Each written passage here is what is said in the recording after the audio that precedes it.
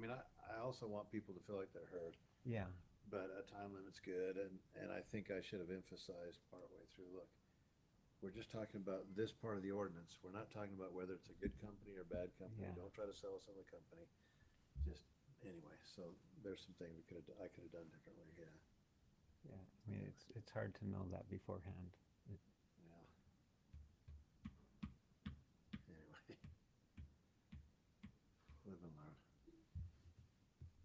I'm ready to start recording whenever 6 you are. o'clock, is So it? just give me the. You lead us in lead 'em prayer, on. or in prayer. Will you do that too? No, I would do the allegiance. So. Okay, thanks. Mm. Okay. So I nipped that in the bud too before. Well, we will Good point. Yep. get started. And let's go ahead and so we have those that are in attendance. We have Bob Perry at the end and John Peterson, and I'm Bob Hinkie and Joe Chambers. I know Julie Martin can't be here tonight. I haven't heard from Michael yet, but well, let's go ahead and we'll get started with the Pledge of Allegiance, and I've asked Joe Chambers to lead us in that.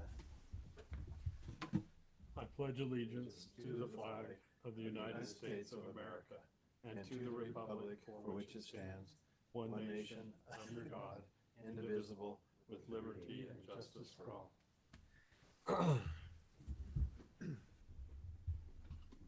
All right, thank you.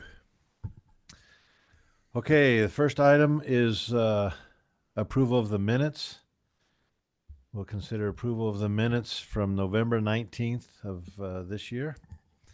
Any thoughts about the minutes? I'll make a motion that we approve them. Okay, we have a motion to approve the minutes, I'll second that motion. and we have a second. All right, those in favor say aye. Aye. Any opposed? Okay, minutes are approved. Thank you. Chair, Be voting tonight, correct? What's that? I'll be voting tonight. Yes. Okay. Chair, when you do that, just for the record, so that we have that, would you just say who you made the first and who made the second? Okay, Just sorry. acknowledge them. That's Yep. okay. Okay, Just helpful good. for us when we record. Thank you. All right. Public comments. Citizens can express their views and issues within the Providence or the Planning Commission's jurisdiction. I don't think we have anybody signed up this evening. Unless, did you sign up? Okay. Great, thank you. Okay, then were there any online? No, I checked right before I came in here, no. Okay, good, thank you. I do just Fine. have a comment on it, if I can, Mhm. on the actual having public comments. There has been some discussion among a few where that should be on the agenda, and whether that should be after the appointments or before. So anyway, just some thoughts if you mind thinking about that. If you'd have the public comment, if we would have those that have appointments first, and then move that farther down the agenda. So anyway, there's been some questions as they've gone to different trainings and things have come up. So just we don't have to do anything different. I just was Yeah, kinda- no, that's because it's good. on public comment. I thought I just I'm just thinking On the- in our case, we haven't normally had a lot of public comments unless there's a public hearing, but actual public comments, we usually don't have very many, so I don't think it delays the meeting very much. I don't know anybody's thoughts. We could discuss that really quickly. Yeah, I have that same feeling that it's. I mean, you're. I don't know. It could become a problem, but I don't see it as a problem. Okay. And I think it would discourage people from, if they had to come and sit for 3 hours before they could bring up something that we don't even vote on. We just hear them, and then Yeah. usually short. Any other thoughts? I think it's well said. Okay. I think we'll leave it the way it is for now. Okay, Thank no, you. That's fine. I good. just bring it up. Yep, thank you. Okay, no public comments, no public hearing or legislative action, so let's go to Item number 2, preliminary plat, South Edge Hill subdivision. The Providence City Planning Commission will review, discuss, and may approve a preliminary plat for the South Edge Hill subdivision. And we received information on that today. Somewhere. Hard copies of that if anybody wants one. But if you all got it on your computers, that's fine too. Yeah. I do somewhere. I did. Let's look here.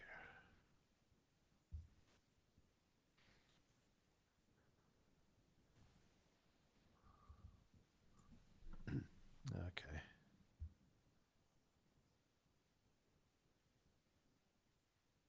I'll take a copy. Maybe. Yeah. I've got it here somewhere. That was sent this morning, right? Yeah. Here it is. I got it now. Thank you. Okay. Would you like to start? Thank you. This is Tom Hill. He's the design engineer. Okay. And we do have the applicant on Zoom as well. And it's that time of year that I get this, well, I always have a silly cough, but this time of year it settles in my throat. So I'm going to not speak a whole bunch. So I'm going to kind of just hit the high points. Before you continue, we had somebody come in and we already took the sheet. So did you have comment or I'm here regarding item number 2. Okay. which is what we just started? Okay. Alrighty. Keep in mind that, as the agenda says, this is an administrative item, which means if they meet the code, then they get approved. There are a few things that you can kind of consider sometimes, but for the most part, if they meet the code, then they're approved. This is a preliminary plat for a 2-lot subdivision located in the general area of 531 South Edge Hill Drive.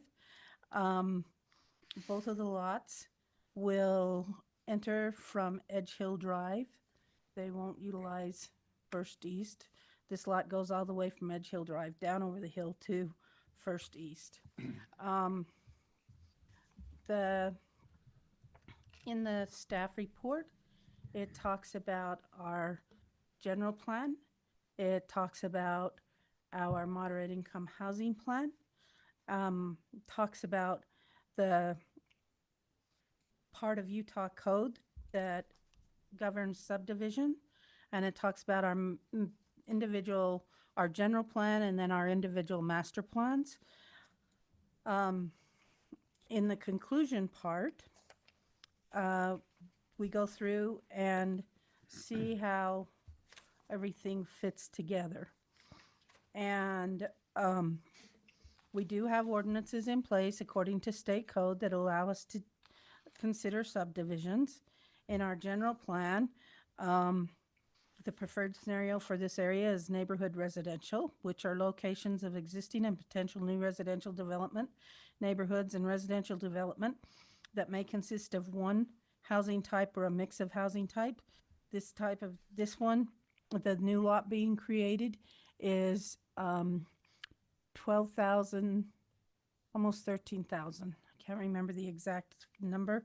I know that it's 0.298 of an acre, so it's a standard sized lot for an R112 area. The proposed concept doesn't really address anything in our moderate income housing plan because this one is a larger lot, and it's in an area that probably won't achieve that goal. There is on the proposed trail, it shows a roadside pathway along this area of 100 East. However, the city is also in the process of developing a trail from Edge Hill Drive to 100 East. The trailhead is located in the general area of 465 Edge Hill Drive. But so developing a sidewalk along the west side of Edge Hill Drive will promote pedestrian traffic to access the trail. We'll come back to the roadside pathway in a minute when we talk about, well, right now, actually, when we talk about the transportation plan, because the roadside pathway is part of the transportation plan as well. This is Edge Hill Drive is a local road without limited access, so adding another driveway will be fine, and that's been looked at by the fire marshal as well. 100 East is shown as a major collector with limited access. It's considered, so in our master plan, our general plan, it's a residential GP road, and then, but in the transportation plan, it shows the major collector. So there's a little bit of difference between what our general plan is and our master plan. It is considered, and then this cross section, I've included the cross section. Their improvements could include asphalt, curb gutter, park strip, and sidewalk, and which may or may not have that shared roadside path if we put the sidewalk in. But a shared roadside path is a path that allows for bike and pedestrian traffic along the side of the road. So, and I can't remember, Ryan, this is a bicycle, eventually bicycle road, right? When it actually gets built as a major collector, it will have that. But Yes. its current width, it's only allowed for a shared use. Shared. Right. So as I said, both lots will access Edge Hill Drive. This area is included in the 40-year water right plan. This area is also included in our wastewater master plan, and the way we handle homes in the wastewater master plan and the culinary water system master plan, and also our wastewater collection plan, is when the person comes in to apply for the building permit, they're charged impact fees. On the stormwater portion, that's different though, and this plan does show stormwater improvements, detention area, and piping to get stormwater to that detention area. They do need to submit the information that we require for water availability, which would tell us how much additional water the new lot would use. And there's a formula, it's a generic formula from the state, but it is in our city code, so they can refer to that. And then through the rest of this, we go right down our city code as a checklist and comment on the items. Our engineer has also made comments, and so I referenced the engineering review if it's one of his comments. It tells us that they need to show all the non-developable sensitive areas. They didn't put them on the actual plat, but they did include a GIS parcel summary, which is included in your packet, which shows where the steep slopes go, and the potentially developable areas. They do have the legal description, and they do have the land surveyor's stamp, but it's not initialed. And this is kind of a tricky one. We like to have them certified at this point, but many of the surveyors are uncomfortable when they're certifying something that's not a final plat ready for recording. But this one is stamped but not signed. When it comes down to the requirements of the existing conditions, this one doesn't show the permanent buildings and structures. It does show people's ownership, but it doesn't show the permanent buildings and structures on the adjacent properties that are within 100 feet of the boundaries of the development. There's some things on the engineering review that talk about the utilities. There's also some things on the engineering view that talk about the ditches and the canals. They just need to show a little bit further they didn't quite go the 100-foot mark, so they need to show those. And the reason why that's important is because when we look at it, we want to be able to see that that developer knows where those utilities are and if they are going to have to make adjustments to them. And so it is it's actually quite important that they look at 100 feet away from their development. On the density rights of way and easement, when it talks about easements for the water, the sewer, the drainage line, there are some things on the engineering review that talk about the placement of the public utility easements, a couple things. And then this again is where they need to show that summary data for the water availability requirement. And then on the lot and the street layout, we talk about they show the property line, but they don't show any dedication for 100 East. And when we have projects that come in, if we do not have the proper right-of-way width existing, then we ask for some dedication, generally some off of each side. Whichever side is developing, we work with them, and then when the other side comes, we get the balance. But it depends on the layout of the road. It could be that this is the second property and needs to give whatever we would need. So we'll need to work with them on that. It's a required right-of-way from 100 East, even though it's an 80-foot right-of-way. What we would require right now is 66 feet, right, Ryan? Correct. For the right-of-way. And then the typical street cross-section is generally we ask them to put that on the preliminary plat, and it's just that little graphic, kind of like what I included in this packet, and they didn't put that on there, so they need to do that. The phasing, it's just the one lot, so there isn't any need for phasing. So they met the other parts. So the conditions that we're recommending is that they address the comments in red in the conclusion section. They address the comments in the engineering review, and they address the comments in the fire review. And I will turn the time over to you, and you can ask the engineer any questions you might have on the layout. And if you want to, I have a question. The right-of-way you were talking about from 100 East, what's the purpose of that? to widen the road.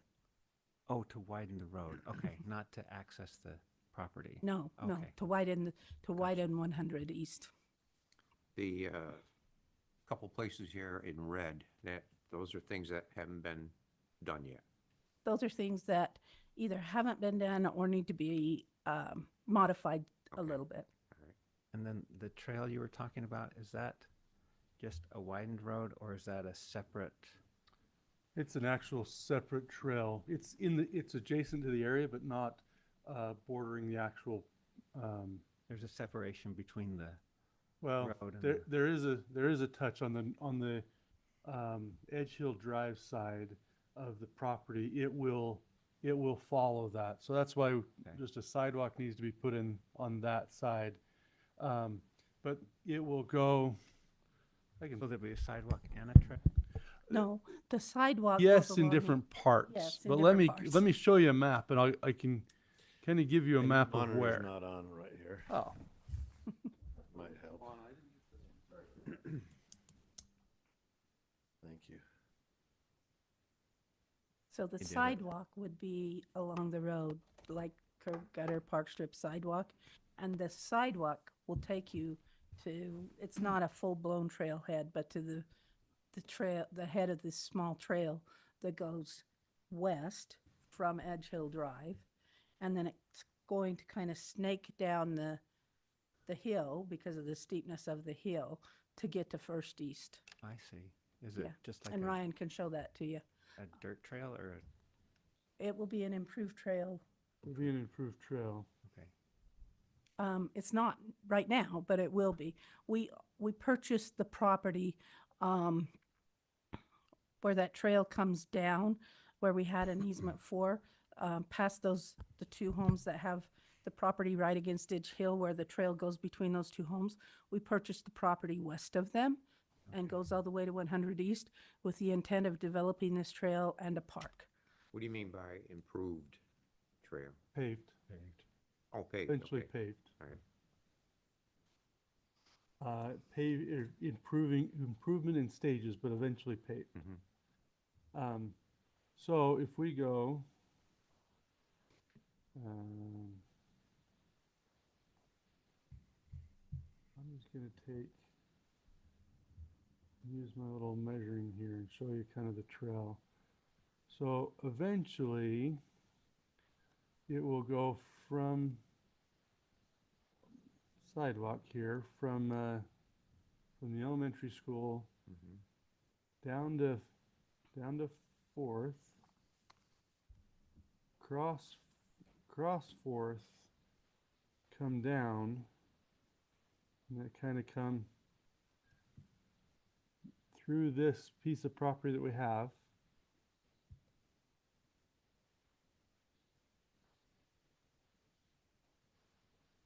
Come down in front of the property that's being talked about. And ultimately come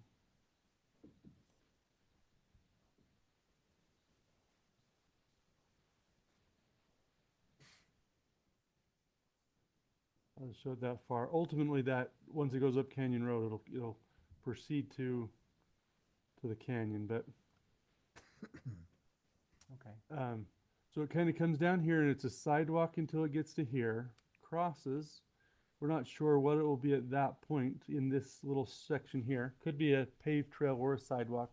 And then it will come up here, and we own, as we zoom in, the city owns these 3 parcels here in order to go from this up to the trail. We have this right of way here, but because of the steepness, we'll have to have some type of a switchback. Yeah. Apologies, I don't know how to make curved lines in this, so I'm doing this as I can. So it'll be paved up. It'll be kind of a paved trail, come up through here and come out. Okay. But to get it from this trail down back to the canyon road, we'll need to have sidewalks or trail of some type put along Edge Hill. And the property in question, the property being subdivided, is this one right here. Yes? Correct? Am I right? Right here? Yes, Okay. that one. Sorry. So that's why there would need to be a developed sidewalk or trail on the front. Sidewalk is generally what we talk about in front of people's houses. So, but it's to move that trail system, and ultimately the trail system would be from the elementary school, follow here, and then when we get back on the road, there's sidewalk here, but there's some spots as we move farther, it's a trail already on the asphalt. Yeah. So it's a wider shoulder and will proceed up, so then it will connect up. But that's why this piece of the puzzle we're looking at here, and then widening, just because as each development comes, we have them widen off of a street to our 66-foot standards. So it'd widen the back, but the front is where we're talking, when we talk Parks, Trail, and Recreation Master Plan, that front one is an important piece to that puzzle, so that we fill in the gap with developers as they come. And then if it doesn't happen with development at some point, we'll come and try to do that as a city. But if a development's there, we ask them to do it. So anyway, that's why that one's coming up. Their part, not the whole trail. but Right, their part. just their part. Yes, yes, their piece of the puzzle. Okay. Does Thank that you. answer the question? Good, okay. So what the staff, you have a couple of choices after you finish asking questions. You can add conditions, of course, and you can either approve with conditions, which is what we would like you to do, is approve with conditions, not just straight approve it. We want to make sure that it's totally correct. And then if you approve with conditions, staff will follow up on that to get the preliminary plat correct. And then once they get the preliminary plat correct, staff will take them through the final plat process and get it ready for recording and the construction drawings with the final plat. If you choose, if you think, nope, there's just too much, we need to continue it, you can also choose to continue. If you want to give the developer time to make some of the changes on the plat, so you can see a more complete picture. So those are the options that you have. Okay. Okay, Thank you. All right. Tom? Tom. Yep. Bad reading, maybe. Anyway. This is Tom Hill. That's right. Go ahead. Share what you'd like. Yeah, so I wanted to get some clarification on that sidewalk just before I let you guys ask some questions. So I was a little confused on one of these engineering comments. It says this is a roadside pedestrian bicycle shared pathway and does not require any improvements from the developer. You don't have to put in a bike lane. Okay. So that's just referencing the bike lane, but the sidewalk, because Right. both comments. So I was Yes. like, Yeah, they're one, contradicting, but that right. makes more One's a sense. sidewalk. You don't have to create because the bike lane is a shared path. You don't have to add bike lane to it. You just have to put sidewalk, but not bike lane. You don't have to create bike lane. You don't have to stripe it. You don't have to do any of that infrastructure related to the bike lane. That's Okay. And then the other question I had on that was the curb and gutter here doesn't quite match the standard cross-section widths. So the park strip would be a 5-foot park strip here instead of a 7. Does that cause any problem? Because the 7 is the standard. Are you talking I'm front talking on Edge Hill? not on 100 East, yeah. That'd have to. I don't know the answer right off the That's top. fine. I didn't have I that ready. think we had to Sorry. call out Steve Wood, and I Yeah. didn't hear back yet. So Yeah, maybe I think that's just- Steve or our Public Works, or Rob. Okay. Rob, would probably be able to answer that as if they have some ability to work that in because of the Yeah, just make the sure it existing connects condition. up with everything So, in the future. for sure. anyway. Yeah. Okay. I'll defer to them. Okay. Well, I guess the only thing to share before I, and then any questions you have, I'm obviously happy to answer. We have gone through all these comments internally in our office. We didn't notice anything really too concerning. We're planning on taking care of all of them. In fact, we've already addressed most of them in our office. So probably pretty quickly after this meeting, we'll be able to turn it back around to city staff. So Okay.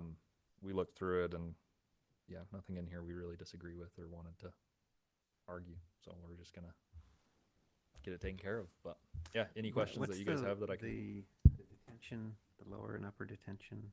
Yeah. So so one of the comments from the engineering is that there's going to need to be an engineer or a stormwater maintenance agreement in place, which typically makes sense, and I'm sure the city staff probably agrees because the city staff probably don't want to be trekking through these properties and checking on the ponds and the underground. Essentially, the way it works though is with the extra rooftop created from the front lot and this driveway, we'll collect a little bit of it, hold it, and then based off initial city engineering conversations, they did want us to include the existing runoff from that existing home. So essentially the way it works is the new stuff's held up top, it's conveyed through pipes down to the backyard closer to 100 East, and then that's where it kind of ends, and then it does have an emergency overflow towards 100 East if there's a storm larger than it can hold. So I see. Yep. Okay. How big will that detention, the lower detention be? oh, don't remember that size right off the top of my head. I know it's a 3-foot diameter pipe. It's underground, so it's a 3-foot diameter pipe wrapped in gravel and fabric, and then with access ports to clean it. I see.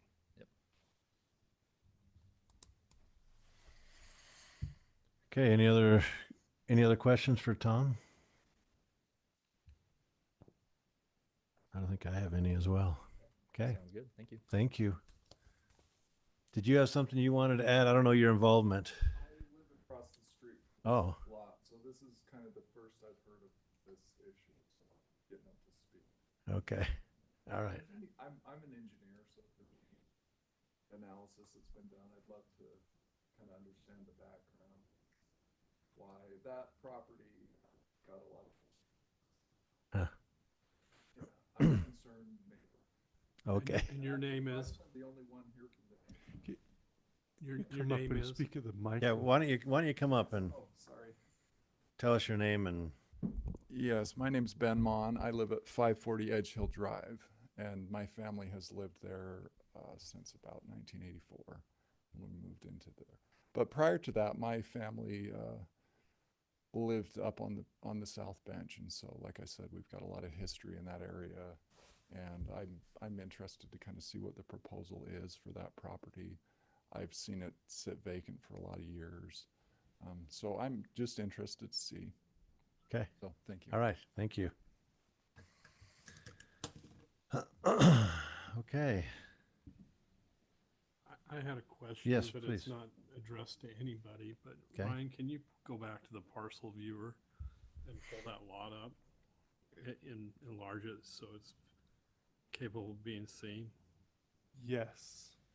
So I understand that the yellow lines on here are not perfectly GIS, but on the north boundary, it looks like there is not as much property as is depicted on the white plat, because the neighbor is using the property south of the driveway, and it looks like there's a fairly clear property line on the south side of those hedges. And I'm just wondering if that lot actually has the square footage that, or whether or not someone needs to contact the neighbor and enter into a boundary line agreement.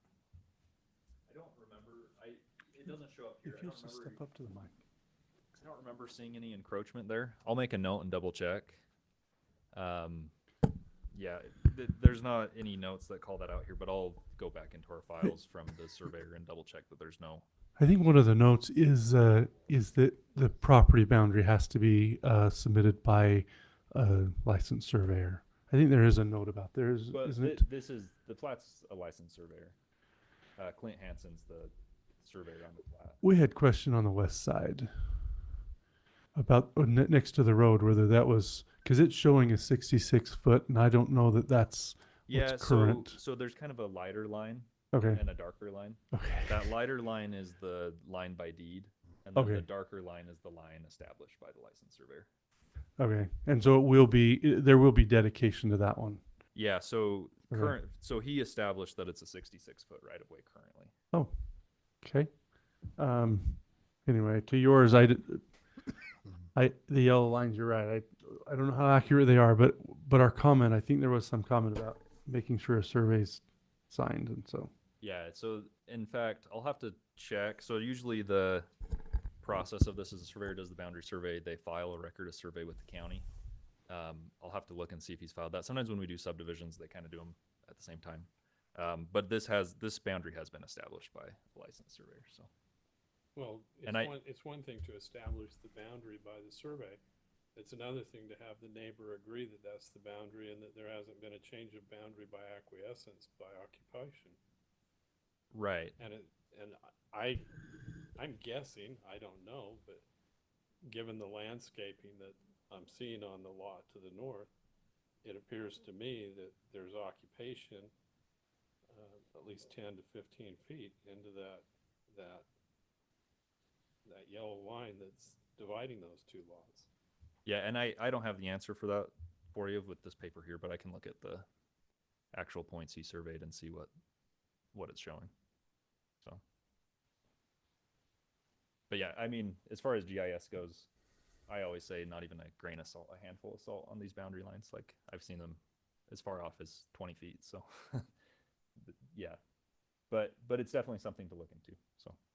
Well, even if that's a surveyed line, that if it doesn't match it, it's still concerning to me that there may or may not be the square footage in that second lot that you're trying to represent. I don't know if that's a planning commission concern. You could continue it until, I don't suppose you put stakes when you surveyed? typically when we're planning on doing a plat, they don't set the pins until the lots are recorded. So no, I don't believe he has. And like I say, if I had the file here, he actually would say, you know, so an actual boundary survey would say, we found this rebar and cap, or this is the deed by title. I don't have enough information here to really answer your question well, but the survey should have, there's a certain way, and I'm not a licensed surveyor, I'm a licensed engineer, but there's a certain way that the surveyors, you know, legally per state code establish that boundary. So, Yeah, well, I'm not a licensed surveyor, but I am a licensed attorney. And my experience with 45 plus years is surveyors staking are their opinions. yeah, there's a certain level of gray. Yeah, a lot of times people don't understand that boundaries aren't 100% black and white. And so I don't know what the city's doing in that case. I mean, you can always get a second opinion on Well- boundaries, but that would probably be the neighbors that would do that, I would assume. Whenever I run across a problem like this, I ask them to go to a title company, have a title company draw up a boundary line agreement to resolve it. So that everybody, If there's an encroachment issue. if there is an encroachment issue, yeah. Yeah. Okay. Okay. Thank you. Any other questions before we move forward?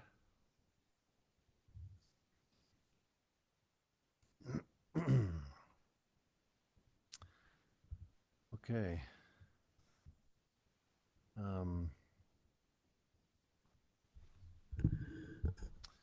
So we can discuss and we may approve a preliminary plat for that subdivision. You could add a condition, or you could continue it based on Uh-huh. Bill brought up. You could have a condition talking about the north. You could have a condition talking about the north boundary line, or you could, continue it and have them do their, make sure of how the narrative actually reads, and come back and see how you feel about it at that point in time. Either way, Okay. we want to make sure that oftentimes they will note if they feel like there's an encroachment in that boundary survey that they do. So it may be that this picture is just off enough that there really isn't. I don't know. But you could either make it conditional, or you could continue it until they can come back with that. Either one of those. Okay. All right. Thank you, Scarlett. Any other discussion or a motion to be made? Any thoughts? I'm in favor of straightening out the property line first. Okay. Come back and then we can review it. So the step to do that, obviously the surveyor or somebody would have to know what, if the surveyor didn't leave any marks, somebody has to verify that again with the surveyor. Is that, I guess, would be the process, and then What I've somehow the seen- city. What I've seen usually is the surveyor marks where the legal description is, but then also marks where there's fences or hedges that, or monuments that might constitute a boundary by acquiescence over a period of years. Just a question for you. Are you looking to make sure let's say the yellow line is the property line. I just want to make sure that if that's been there, you're wanting to make sure that that hasn't been included. If it's been acquired or something, that it's not included in the square footage, so they actually have the accurate amount of square feet for a buildable lot or divided lot. So whether the property line is plus or minus, you want to make sure that the new lot is the right size. Is that, Correct. I'm just trying to make sure I understand if it's, That's the concern I have, okay, yes. yeah. I just want to make sure that, I don't know that we're going to change this yellow line. Property, Yeah, they can figure that out. I'm right. not trying You to- just want to make sure that if there is a new lot, that it is sized large enough to fit the zoning ordinance. Yes? Yeah. Okay. Anyway, thanks. And so that would require, I suppose, the surveyor coming back and the city somehow verifying that. Correct? I mean, somehow you have to verify that, because he's been there already, right? But we don't have a verification as to exactly where those lines are. Well, the question would be is if they included in the square footage up to that yellow line or to the fence line, if that's the difference of, that makes it a non-buildable lot or non-zoning. It doesn't fit in the zoning, yeah.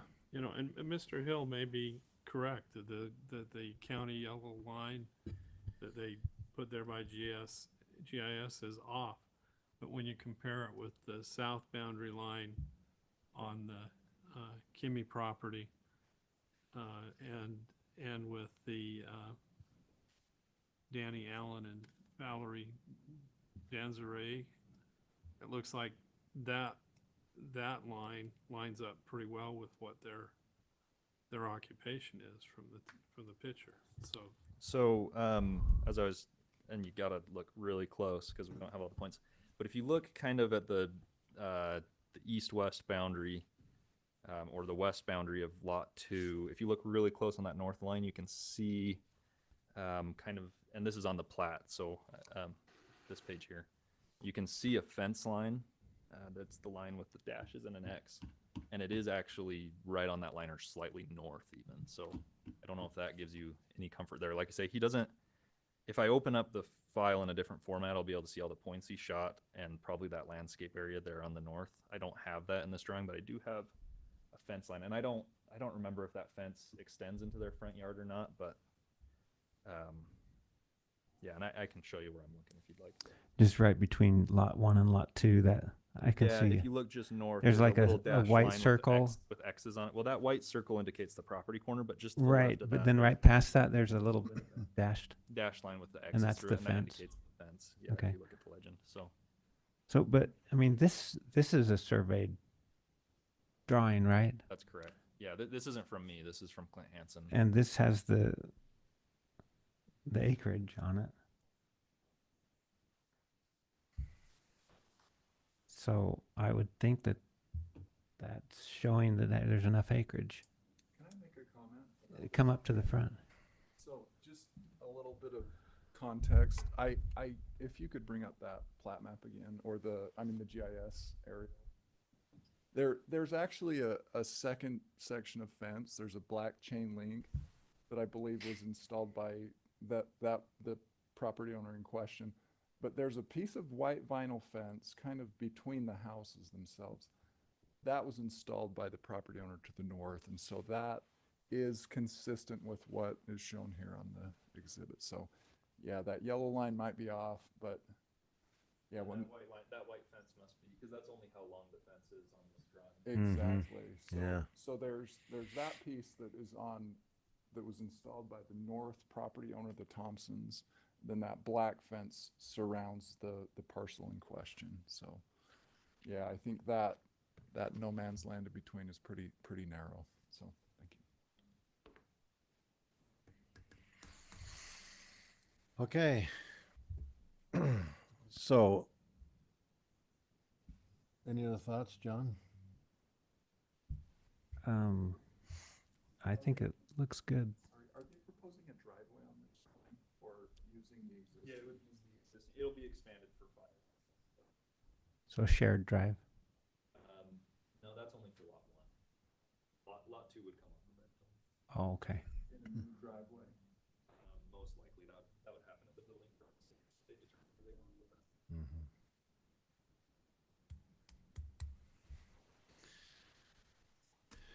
Anything else, Joe? No, I'd make a motion to continue it and get some clarification and allow time for the red items to be addressed, so the next time it comes back to us, it's cleaner. Okay. So we have a motion by Joe Chambers that we continue with this until the red items that were listed that Scarlett discussed are resolved, which sounds like it's pretty close to being done, and that we can have a verification of the property line between this property and the property to the north. Do I have a second? I'll do a second. And Bob Perry gives a second to that. All right, any other discussion before we vote? Okay. Those in favor of the motion that's on the table at this time, say aye. Aye. Any opposed? I oppose. Okay. I think it's sufficient here, but Okay. John Peterson opposes. The other three vote in favor of the motion. Okay. Thank you.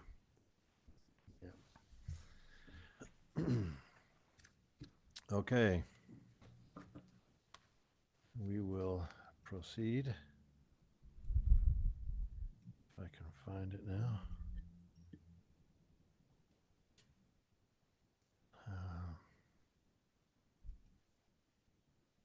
So we're on to item number 3.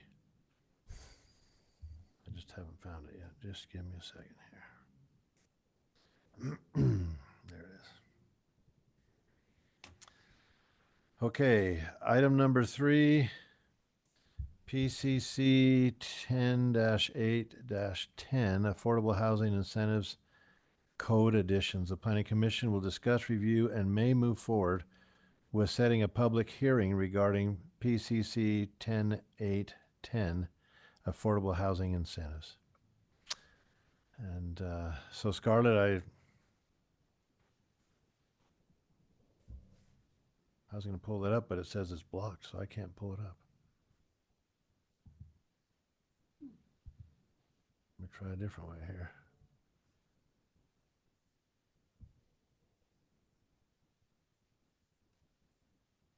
Oh, there we go. Okay, I got it this way. So, all right. Would you like to speak to this? One of the things that the state is really encouraging is that cities put some type of incentive program in their ordinance to help incentivize developers or home builders to be comfortable with entering into moderate income housing and creating product that would be attainable housing. But there's two parts to that. The other thing that's very important to the governor particularly, but it's also in the state legislature, is home ownership. And right now, we don't really have anything in our ordinance that incentivizes it, that just calls out incentives. Now, state code does have some, but they have some other things tied to them. And so there's quite a few cities that have put together their own version of incentives. I looked at several different cities, and I looked at what we have in our general plan and in our affordable housing plan, and I put together the information that you see on page 1 of 1, which says proposed code amendments, draft 10/6/2025. And the point is, the intent of this section is to support the overall goal of the moderate income housing element of the general plan by promoting development that provides attractively designed and constructed housing that increases the availability of housing, promotes affordable housing, promotes home ownership, and promotes conservation of resources such as water through efficient land use. And then we talk about the base standards for density. The lot size and the setbacks are listed in the space requirement chart of this section in chapter 1. That's our same space requirement chart that we've got already.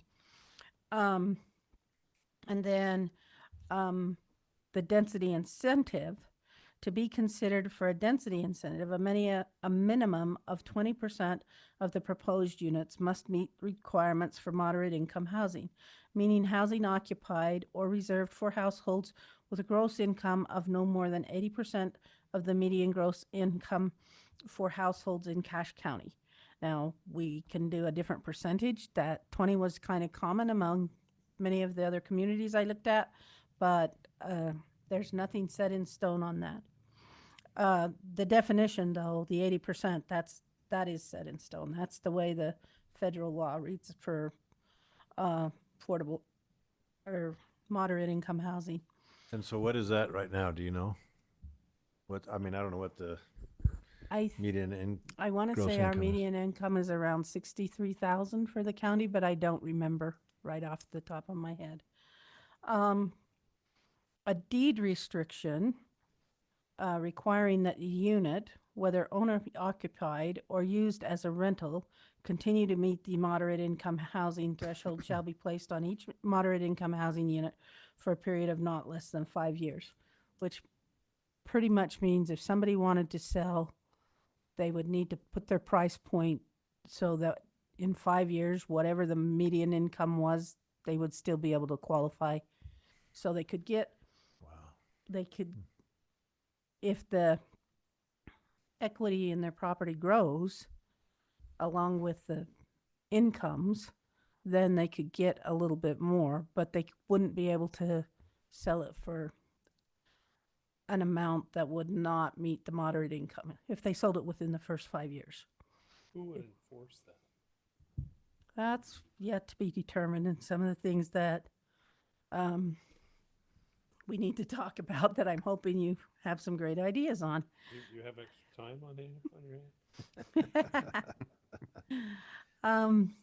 I do sit on this committee, and there are a couple of people on there that I want to reach out to and see how they enforce it. But I do know that enforcement is kind of a tricky wicket. And then the applicable zoning districts, we would put them in any of the residential zoning districts. And again, like in the R112, the base density is 3.75, so they could get a bump up. But if they're going to build those great big lots like that, it will be difficult for a developer to manage that. So I anticipate it will be more the R18, the R16, and then the multifamily zones that they try and get the bump, but who knows? Somebody may be very creative. Qualifying developments are eligible for a 20% density increase. And again, that was just the common number that a lot of places used. But if you feel like that's too much or too less, you can certainly change that. Lots for the moderate income housing units can be no less than 80% of the base lot size. Front side street or street side and rear setbacks must meet the base minimums. The interior side yards must be no less than 80% of the base interior side setback, or 5 feet, whichever is more, except in the case of a twin home and the base interior side yard setback, may have 1 0-foot interior side setback. Talks about the planned unit developments. They are already allowed 110% density increase. If they want to go with this program, then they could get an additional 15%, which would give them 25% increase altogether. The setbacks and everything that I described would still apply. The life cycle residential is a little bit different because its density varies from 4 to 12 depending on the development. But if they meet 1 and 2, then the maximum density could be 15 units per net acre. And again, these are just recommendations, just a starting point. And then the mixed use district, right now, The maximum density is 29 units for horizontal, or no, 25 units for horizontal. This would bump that up a little bit. And the vertical density is 33 units for vertical, and this would go up to no more than 40 units. And all other mixed-use district regulations would apply. In the home, there is something called a homeowner promotion zone, and this is an area of 10 contiguous acres or less, located entirely within the boundaries of the city, and it may be considered for a home ownership promotion zone pursuant to Utah Code Chapter 9A, Part 10. Now, that zone is one that you have to, it's almost like, for those of you that may be familiar with, I don't think the term is still RDA. Is it CRA now, Ryan, or is it, I'm not sure. All the several, I don't remember. I don't remember which term that is, but it's where other taxing entities forego some of their, they get a they keep their base tax, but they forego increases. And then those are utilized towards the improvements in the home ownership zone. But is that how you understand it, Joe? Am I explaining that correctly? No, I haven't been faced with that, but I'm familiar. My property in Logan on Federal Avenue, my wife's property on Federal Avenue, is in the historic commercial redevelopment zone, and the county and the school districts have foregone their portion of the increase to go back into Logan City's development to make improvements within that district. Yeah, this is a little bit, the numbers are a little bit different than your traditional RDA, but it's that same principle. And that is already that isn't something in state code. It's not something, but I just put it in here so that our city shows that we recognize that that is something. And if someone wanted to go through that whole process and get the other entities on board and the city was willing to consider that, that's something we could look at doing. But so mostly I just wanted to introduce this to you. I don't know if you want it to go to public hearing next time, or if you want to think about questions and whatnot and then have another discussion and then send it to public hearing. But it is to help us comply with state code so that we do have some type of a development incentive for density and ownership. So I was doing a little calculating. Just I appreciate what you've done, and I don't have any concerns necessarily, but I'm just thinking of the reality of it. Yeah. Is there going to be such a thing in Providence? Because I figured if it's 65,000 is the median income, and you take 80% of that. No, I think that's the 80% mark. Oh, that is? Yeah, That gives a little more wiggle room then. I think, not much, but I do think that, if I remember right from my report. Okay. Well, the general plan report says 73,000. So then probably 65 is right then, huh? Okay, that's good. And so what, a person shouldn't spend more than 40% of their income, I suppose, right? That's what they say. However, I was listening to a podcast today, and in Utah, most homes are 6 times the income level of people in Utah. Instead of just 3 times, they're 6 times. Huh. So, Okay, so just doing quick calculations here.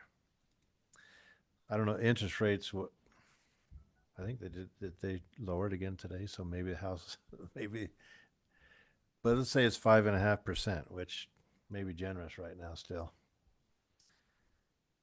a $400,000 home would be $2,200 a month, roughly. Which would, they could almost afford that.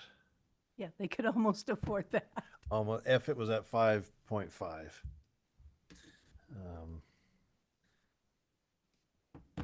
So I'm just, I don't know, I'm just trying to be realistic about it too. Not, we have to do it.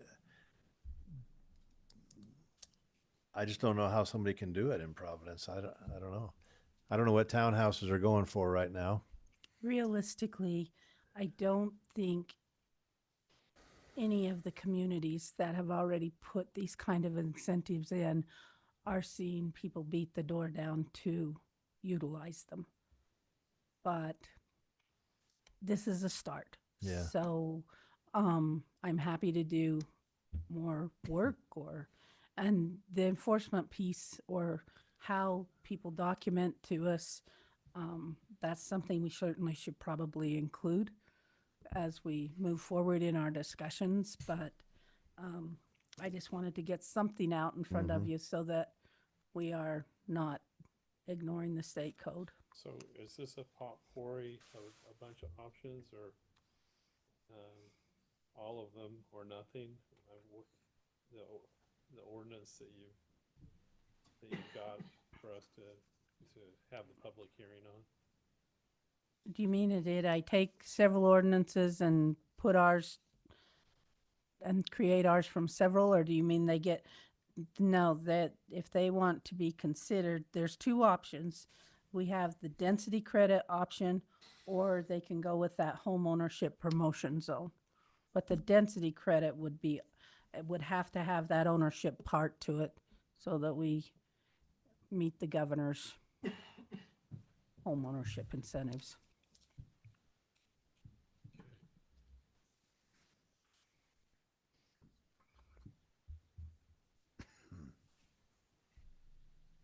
I'd make a motion to set a public hearing on it, but that being said, I'm gonna be gone from the 16th through the 26th, so that doesn't, you don't have to, what's that, December. I think the public hearing would be the 14th of January, actually, if Okay. you wanted Well, to I go. just- Yeah, I make a motion. We don't have a public hearing unless Joe's here. I'll second it. Okay. Out of I don't pain. think you have a public hearing on Christmas Eve. Yeah. Yeah. No, I just want to Yeah. make sure. No, that making a motion to do that and then leave town, it seems like Right. a pretty trashy thing to do to you I guys. appreciate that. Or so, okay, we have a motion. And somebody may want to second it. Do we feel comfortable with what's there? I mean, I appreciate what Scarlett's done, and she's done a lot of work and background on it. Do we need to study it anymore, or are we good to go ahead and have a public hearing and see what the thoughts are? I'll second Joe's motion. Okay. Bob Perry seconded Joe Chambers' motion. So if we like study it on our own, then, and we have questions, then what do we do? Just wait till the hearing? We can have the public hearing and then we're still going to discuss it anyway. Okay. So we can study it on our own and, Scarlett and I can answer questions if Okay. you'd like to come in, and you can't study it as a group. Right. But you could come in, we could help you as staff if you have questions like that. Okay. We can help you that way. Yeah. If you're studying it out, have some questions, give either Scarlett and I a call. We'd be happy to answer Okay. some of your questions, but as a group, you can't study it Yeah. outside. Two of us could get together. Just not a quorum. I should But not- clarify. Not But three. you as a quorum could not. Okay. I don't mean to be, It's okay. No, Constantly. you're fine. these attorneys. Okay. Anyway, so we have a motion and we have a second. Any other comments before we vote? This would be to hold a public hearing most likely on January 14th. Okay. Those in favor of the motion, say aye. Aye. Aye. Any opposed?